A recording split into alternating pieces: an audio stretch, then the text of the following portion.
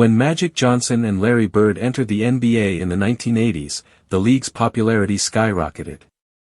Their first NBA Finals matchup in 1984 drew a record-breaking audience, with Game 7 pulling in 40 million viewers on CBS. That was the kind of impact they had, not just as rivals, but as faces of a generation. Yet despite their intense on-court battles, Johnson and Bird built a deep, lasting friendship over time. Fast forward to today, and the WNBA is in year 2 of witnessing a similar shift. It's Angel Reese and Caitlin Clark who are commanding attention. But unlike their NBA predecessors, these superstars haven't been as lucky. For them, the spotlight has come with an unfortunate twist, criticism and hate, amplified by the perceived rivalry. But, amidst the noise, a WNBA legend is stepping in with some much-needed perspective. After a historic 19-season career that included leading the Seattle Storm to 4 championships, 2004, 2010, 2018, and 2020, Sue Bird has the experience. 580 games worth, to be exact, to judge this situation with clarity.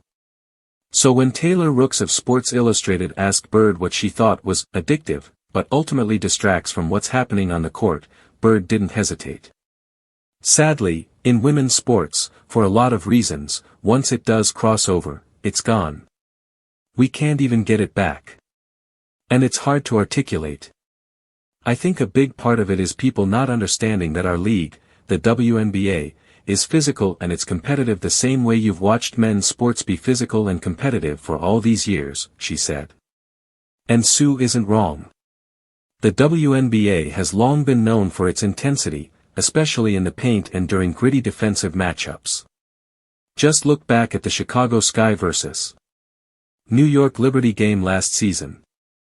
Liberty won 88-75, but not before a whole lot of fouls were called. That's physicality in action. And it's not just isolated incidents. Because when Sue Bird says, this isn't new, she's got a point. The league has always been physical. Remember the infamous incident now dubbed as the Malice in the Palace 2? Remember Cheryl Ford and Candace Parker? Yes, the Spark Shock brawl dates back to 2008. And it is understandable, too, why the players are always on the edge. After all, with a shorter regular season compared to other professional basketball leagues, each WNBA game carries more weight. Go watch golf, Eric said last year after having been on the receiving end of the physicality. I don't know how long you've been around the WNBA, but this has been like this since my rookie year. She also brought in an interesting perspective, saying that W probably only gets criticized more for the physicality because women are stereotyped as catty. She further made it crystal clear, saying, it's just basketball. Also, Bird's insight doesn't just come from watching, it comes from living it. After all, she was part of one of the WNBA's most iconic rivalries, Sue Bird vs. Diana Taurasi.